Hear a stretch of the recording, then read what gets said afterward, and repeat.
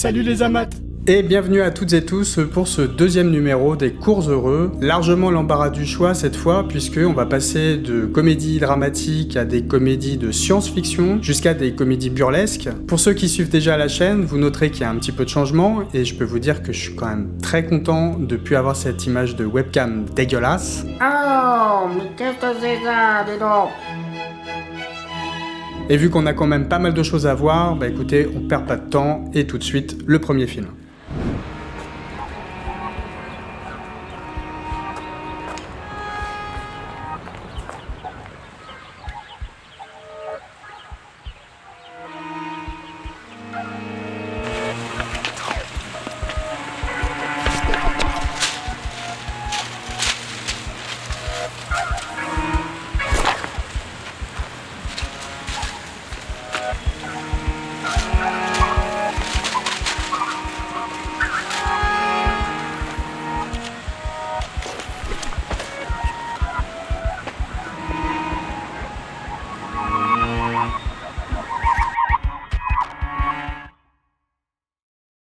Tout doit disparaître de Betty Nicolas. Alors précision tout de suite, Betty en fait m'avait envoyé son dernier court-métrage à visionner, disponible sur sa page Vimeo, je vous mets les liens comme d'habitude. Et j'avoue, j'avais pas été tout à fait convaincu, d'ailleurs c'est ce que je lui ai dit, je ne mens pas. Mais comme je le fais très souvent, j'étais quand même allé voir sur sa page pour regarder ses autres réalisations. Et je suis tombé sur Tout doit disparaître, ce petit court-métrage dont je vais vous parler et qui m'a complètement séduit. Alors Betty Nicolas, c'est une réalisatrice parisienne de 44 ans qui a suivi une formation à la base en art et spectacle et qui travaille comme créatrice lumière pour le théâtre. C'est une vraie passionnée de cinéma et selon ses propres termes, de cinéma surtout dit classique. Qu'est-ce que ça raconte Tout doit disparaître? On a un jeune homme qui se réveille un peu laborieusement et on va suivre son quotidien un petit peu banal. Le petit déjeuner, un passage chez le marchand de journaux du coin, un petit café sur la terrasse d'un bistrot parisien. En somme, rien de bien extraordinaire, si ce n'est qu'il se rend très vite compte que quelque chose déconne, et pour cause, personne ne lui répond, personne ne semble même remarquer sa présence, on dirait qu'il est clairement devenu invisible. Forcément, le jeune homme commence à sérieusement flipper. Et c'est vrai qu'on est dans quelque chose quand même d'assez classique. Surtout la mise en scène est très sobre, très efficace. Ici, on oublie les stylisations à outrance, les effets gratuits. Même la musique est à l'image de la mise en scène de Betty et vient comme ça un petit peu ponctuer le film avec de jolis moments.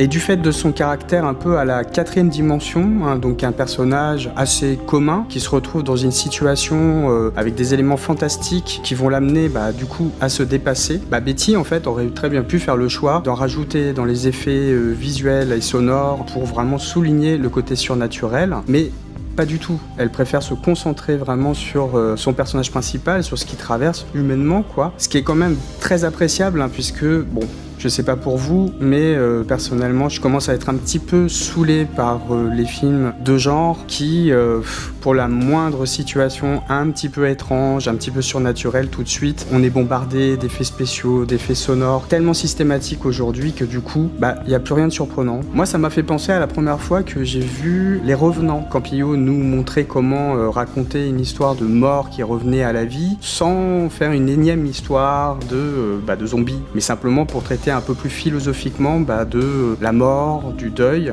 et donc ça évitait de retomber encore dans une énième histoire de mort-vivant à dormir debout, sans jeu de mots. Avec Tout doit disparaître, j'ai l'impression que Betty avait du coup à son tour, et toute proportion gardée bien sûr, on parle d'un petit court-métrage, elle avait envie de traiter d'un thème un peu classique de l'épouvante, l'homme invisible. On voit clairement qu'elle a essayé de partir un peu comme Campillo avec le thème des revenants, simplement en se disant monsieur tout le monde, si jamais ça lui arrive, comment il réagit, toujours avec beaucoup de simplicité. Ce que Betty avait vraiment envie de faire, c'est non pas de faire un énième film, on va dire, à suspense, mais je lis ce qu'elle m'a écrit, de dénoncer l'indifférence dont on peut faire preuve lorsqu'on vit dans des grandes villes.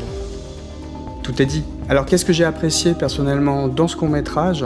Déjà c'est la cohérence de la mise en scène. Il y a aussi l'effort qu'elle fait pour faire vraiment de l'économie d'effets, de dialogue, mais même j'ai envie de dire de mise en scène, puisque on n'a pas des mouvements de caméra très élaborés, etc. Alors c'est certainement lié aussi aux moyens qu'elle utilisait. La lumière, il n'y a pas, comme je disais au tout début, pas de stylisation à outrance, au niveau de la lumière, au niveau des décors, des costumes, etc. C'est très réaliste en fait, naturaliste même. Et on sent bien que Betty, du fait de son travail certainement, de créatrice lumière, elle sait créer comme ça des atmosphères en sculptant la lumière. Si je devais émettre une critique négative, on se demande ce que le personnage aurait pu faire de pire en étant invisible. Je sais pas pour vous, moi c'est sûr que j'en aurais profité. Alors bon, quand même pas en mode The Invisible Man, un thriller viscéral qui nous fait bien oublier la grosse déception qu'avait été Hollow Man de Paul Verhoeven.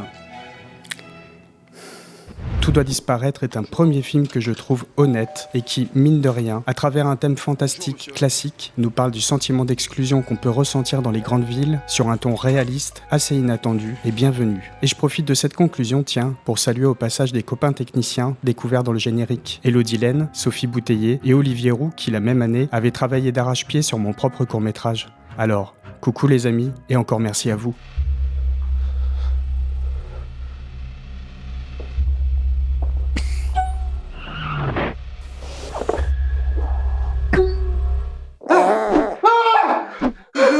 Ça c'est pour toi, regarde, c'est beau. Oh. Ah. Ah.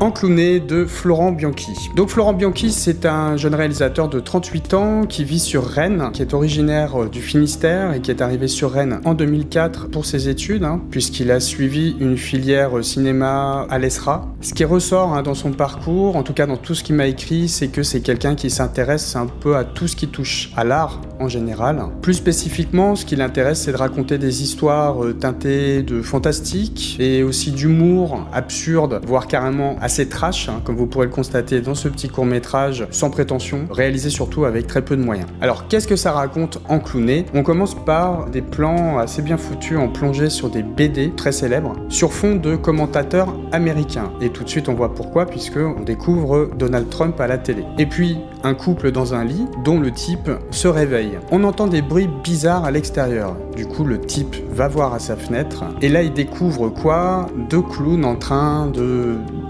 faire les clowns quoi. Soudain les clowns remarquent qu'il est en train de les observer et là commence une série de scènes qui vont crescendo dans le délire. Les clowns pénètrent chez lui et vont foutre le bordel chez lui, il n'y a pas d'autre mot, ce qui du coup fait carrément péter un câble au type. Ce qui frappe tout de suite en visionnant ce court-métrage, c'est le degré de folie que Florent et ses comédiens insufflent à chaque scène. On sent bien que tout le monde s'en est donné un peu à cœur joie pour nous faire marrer, que ce soit Florent ou ses comédiens. Et quand c'est pas pour nous faire marrer, ils créent au moins quelque chose d'assez malaisant quoi. Alors vous me direz, rien de plus facile que de créer du malaise ou du chelou avec des clowns. Détrompez-vous. Si vous mettez des personnes qui sont là comme ça en costume de clown dans votre appartement, qui commencent à prendre des objets pour vous menacer, etc. Oui, bien sûr, vous allez créer quelque chose d'un peu malaisant. Mais surtout, vous risquez de devenir assez pathétique, répétitif et du coup ridicule. Et je trouve que c'est bien foutu parce que c'est relativement équilibré entre les scènes justement où il y a des sketchs qui sont vraiment très drôles.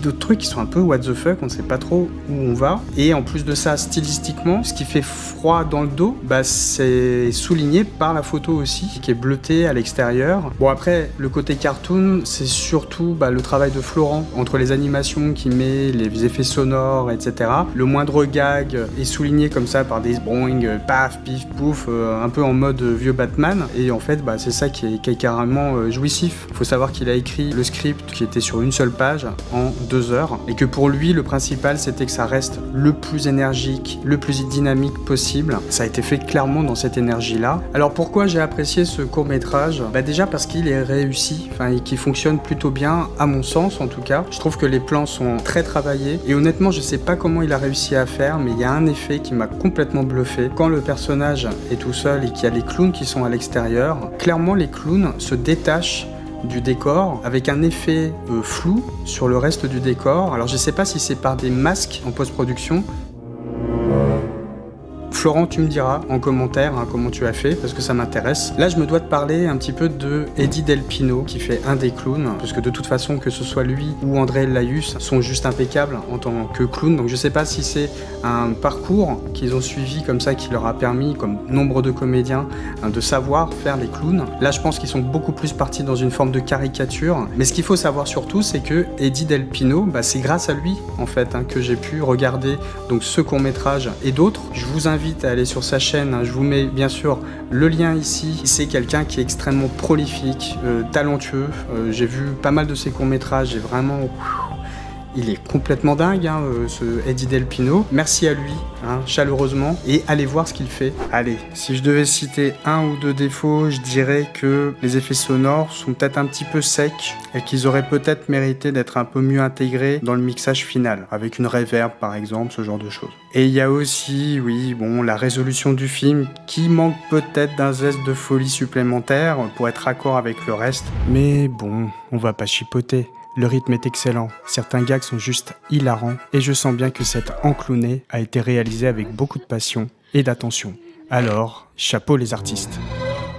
On arrive au film d'un jeune réalisateur nantais, Thibaut Cahen, 28 ans, dont le travail au sein d'un collectif associatif, comme vous allez le voir, est assez stupéfiant. Avant toute chose, et un peu pour vous présenter Thibaut Cahen, il faut savoir que c'est quelqu'un qui a un CV quand même déjà bien rempli malgré son jeune âge, mais c'est aussi quelqu'un qui a, me semble-t-il, un peu lutté pour exister en tant qu'artiste. En commençant par sa première passion, le dessin, Thibaut dessine depuis tout gamin, allant jusqu'à suivre des cours aux Beaux-Arts de Nantes dès l'âge de 14 ans en marge du collège. Et pourtant, ça va pas lui permettre de suivre une filière artistique tout de suite après le collège, et il va devoir se rabattre en fait sur un bac professionnel en imprimerie qui va quand même lui permettre par la suite d'intégrer la faculté de Rennes. Là-bas, il va suivre une filière art du spectacle, et c'est à ce moment-là qu'il va commencer à réaliser des petits films et aussi une web-série à laquelle participe un certain Grégoire David, un réalisateur dont je vous ai déjà parlé dans les cours confinés numéro 2. Tout est lié, je vous dis!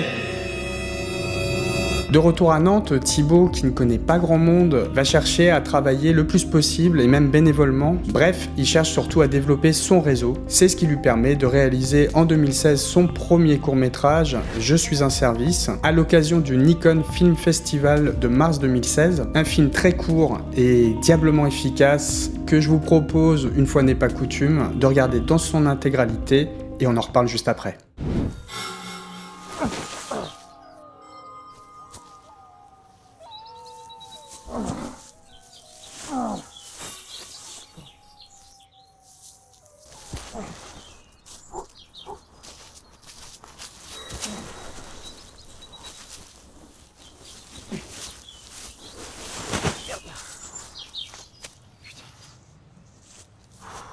Vous avez l'air de galérer. Ah mais je comprends pas, j'y arrive d'habitude.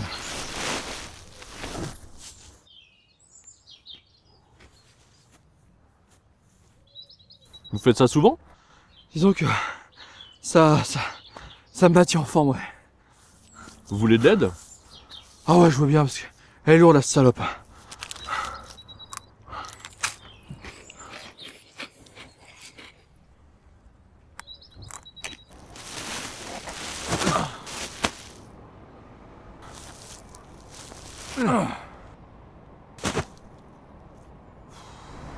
Oh puis c'est vraiment une journée de merde là, je viens de tomber en panne en arrivant. Vous voulez que je vous dépose quelque part?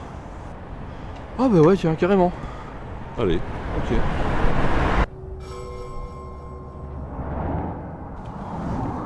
Je vous emmène où? Bon, ramenez-moi dans le centre, ça ira.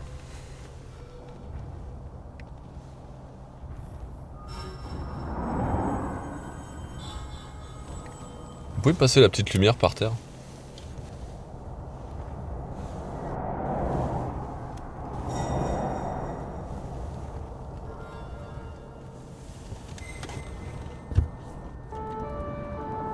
Comme ça on ira plus vite.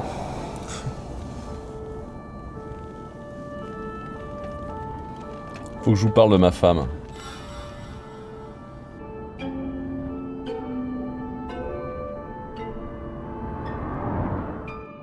Il est pas cool ce film?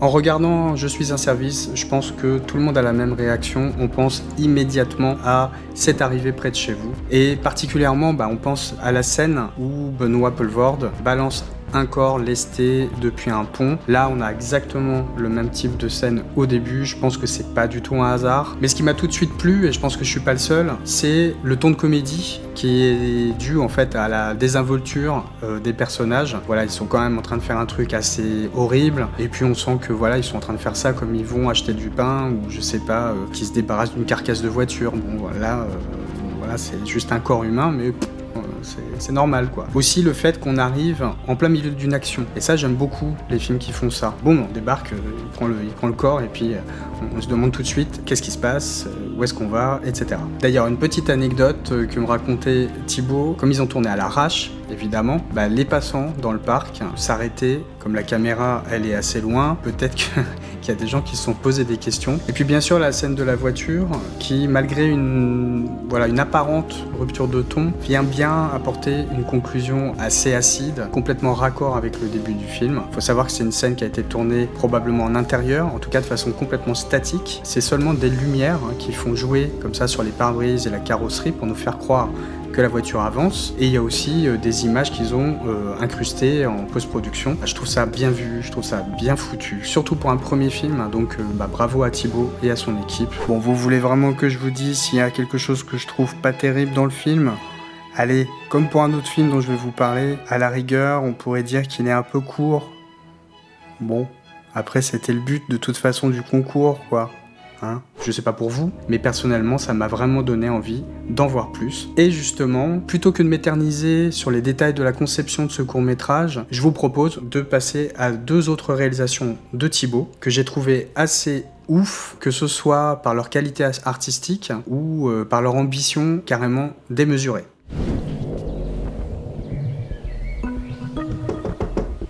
C'est du solide ça. J'ose plus trop rentrer dans cette chambre maintenant. Oui, j'imagine. Ah, attention avec ça. Ouais, c'est quoi, tu y planques ta thune? Non, c'est mon grand-père. Ah oui, ouais, oui, oui. Enfin, c'est ses cendres, mais... Enfin, c'est pas grave, tu peux le bouger, je pense qu'il t'en voudra pas. Ouais, c'est logique vu qu'il est...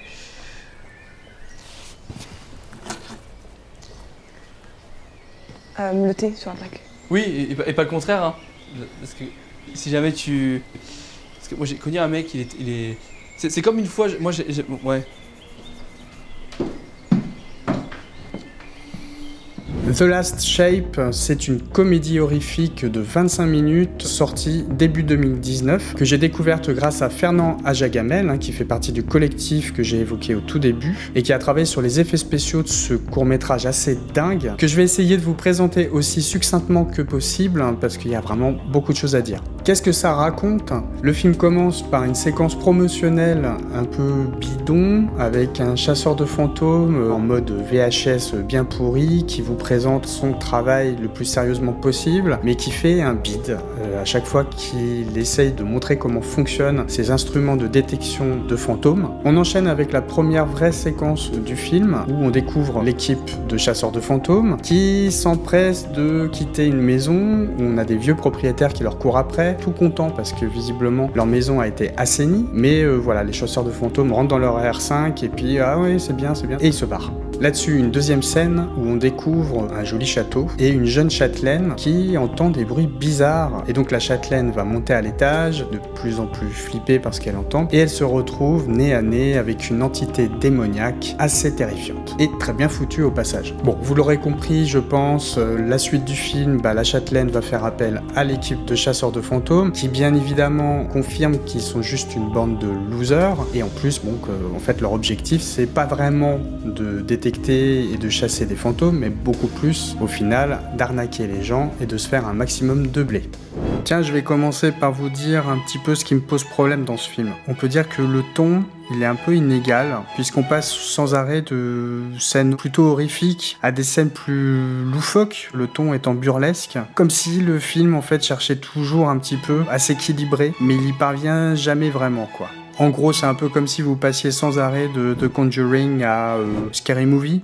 Mais bon, en fait, tout ce que je viens de dire, c'est aussi paradoxalement ce qui fait que ce film est un peu unique. Il y a aussi des scènes qui fonctionnent super bien, même sur le plan, je veux dire, de la comédie. Comme par exemple une joute verbale à un moment, qui fait clairement penser aux scènes les plus what the fuck des Monty Python. Donc ne parlons plus de ce dont on ne parle pas. Et si on ne parle pas de ce dont on ne parle pas, ne sommes-nous pas en train de discuter de ce dont on ne devrait pas débattre? Ne parle pas des choses comme on parle de ce dont on discute sans en discuter. Bref, n'en parlons plus. Ou une réplique aussi qui fait mouche et qui est clairement une référence à une réplique dans un film des Z à Z, alors Zucker, Abraham Zucker, je sais plus trop lequel, mais il me semble que c'est Y a-t-il un flic pour sauver la reine? J'ai vu les photos. Ouais, j'étais jeune, j'avais un petit peu bu. Ah non, les photos du spectre. En plus, la photo, les effets et la bande-son sont impeccables, superbes, même j'ai envie de dire. Qu'est-ce qui se passe?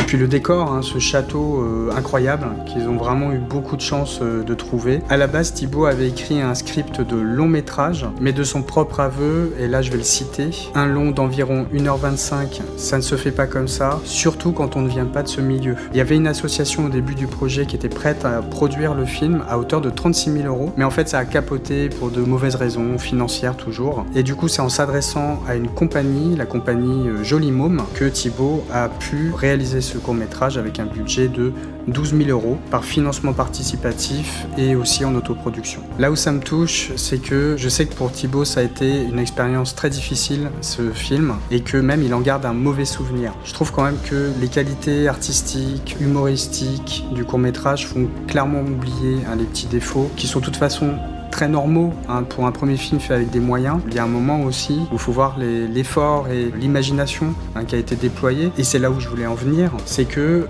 je défendrai de toute façon toujours les courts-métrages, mais pas seulement, les films en général, qui se permettent comme ça de faire de la recherche formelle, de ton, de style, etc., en prenant des risques, alors en se plantant aussi, mais au moins ils prennent des risques quoi. Par-dessus tout, je trouve que c'est un excellent sujet de parler de ces chasseurs de fantômes ou d'ovnis.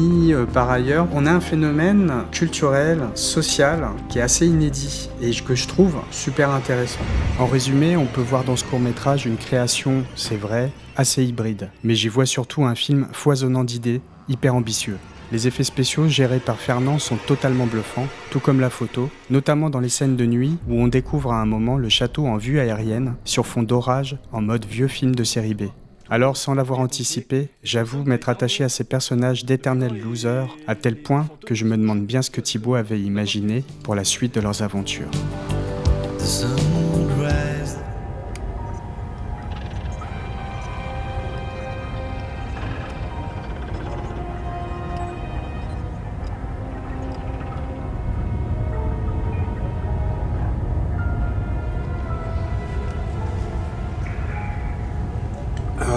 Bon, ça y est, moi j'en ai marre.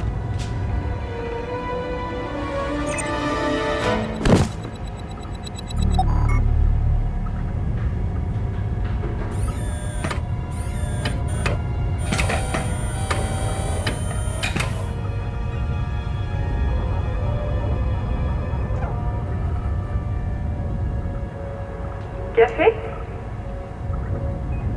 Et enfin, L'Étoile mécanique, c'est un cours de science-fiction que je qualifierais de satirique, tant par le caractère, encore une fois, très désinvolte des personnages, je pense que ça c'est un peu la marque de fabrique de Thibault sur toute sa filmo, que par une certaine volonté de prendre ses distances par rapport à ce genre de film, qui traite du même sujet en tout cas, comme par exemple Ex Machina, auquel le robot imaginé par Thibault Cahen et son technicien Fernand Ajagamel fait clairement penser. Qu'est-ce que ça raconte, L'Étoile mécanique ? On a une équipe de 3 ingénieurs qui travaillent sur le projet d'un robot intelligent et on comprend très vite que la chercheuse du groupe cherche à développer la sensibilité du robot en lui faisant peindre une toile. Jolie idée. Mais comme le résultat, on va dire, s'avère un petit peu naze en fait.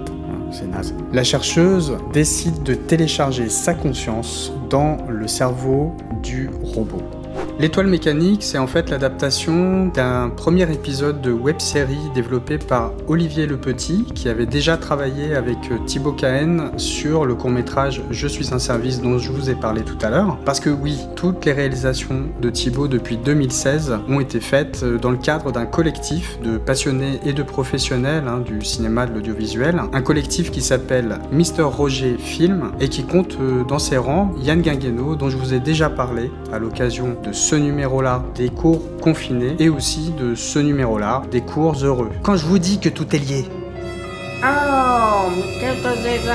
il y a un univers qui est vraiment très bien établi, des codes couleurs notamment au niveau de l'étalonnage, des décors, des costumes, et qui tranche du coup avec le ton du film. Et le robot, dont la tête, la prothèse en fait pour la tête et je pense aussi les mains, ont été créés ni plus ni moins que par une grosse boîte hollywoodienne dont des membres en fait avaient travaillé sur des très grosses productions comme Predator 2 ou Terminator 2. Pas vraiment des bras cassés quoi. La combinaison du robot, elle, a été confectionnée à la fois par Fernand Ajagamel, encore lui, et Thibaut lui-même, qui ont vraiment fait du très très beau boulot pour la rendre réaliste. Surtout qu'on reste quand même sur de l'autoproduction. En bon fan de SF, je ne pouvais pas ne pas en parler. Et c'est là que ça me pose aussi un petit souci, c'est que justement, j'adore la SF et que là c'est un peu court. Donc voilà, un peu trop court Thibaut, un peu trop court. La prochaine fois, fais un long métrage de 3 heures, s'il te plaît. En conclusion, et je terminerai là-dessus, on a ici, et comme pour chaque numéro jusqu'à présent, des réalisateurs et réalisatrices très prometteurs qui nous laissent entrevoir et espérer voir un jour en salle les films qu'ils et elles pourraient faire avec des moyens plus importants. Alors, de grâce, continuez. Chez nous, dans notre super start-up Réanimateur, on a vraiment le goût de l'entreprise et le sens de la marchandisation à outrance de tout et n'importe quoi pourvu que ça rapporte. Surtout, on sait qu'un seul client satisfait, c'est autant de pouces bleus et d'abonnements à la clé. Donc n'hésitez pas à nous suivre et à nous faire vos commentaires juste sous cette vidéo. Ils finiront bien par être lus un jour. Allez, continuez de prendre soin de vous, des vôtres et des autres. Et à bientôt!